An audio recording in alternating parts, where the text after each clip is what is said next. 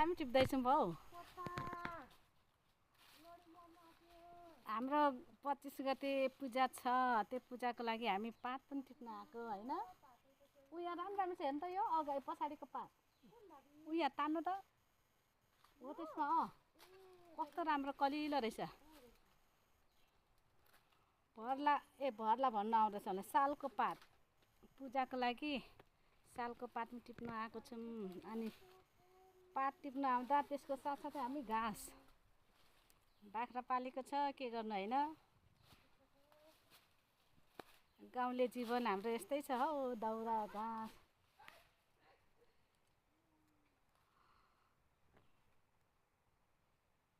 ले होइन हाम्रो बहिनी टिप्दै हुन्छ पात।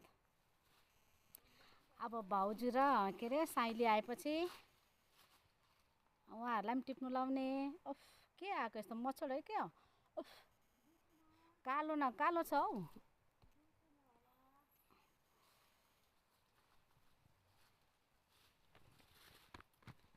म चाहिँ एकछिन बसेको होइन, अल्छी लागेर उठ्न पनि मन लागेन हौ।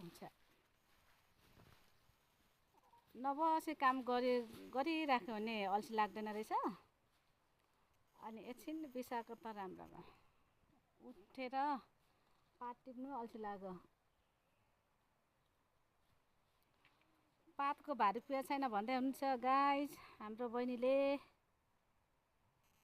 कहाँ पो जानु हो, पात टिप्दै टिप्दै माथि जानुभयो।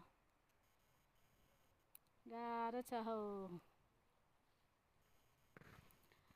पात किनौँ भनेको कति पऱ्यो मुठाको पात? कति? मुठाको 60? कति हुन्छ एक मुठामा? 50 रुपियाँ। अनि बुनेको चाहिँ कति अरे? 30 रुपियाँ? 20 रुपियाँ गोटा अरे बुनेको टप्परी। अनि मुठाको 50। यत्रो हुन्छ मुठा, सानो सानो हुन्छ हौ, साह्रै ठुलो पनि हुँदैन।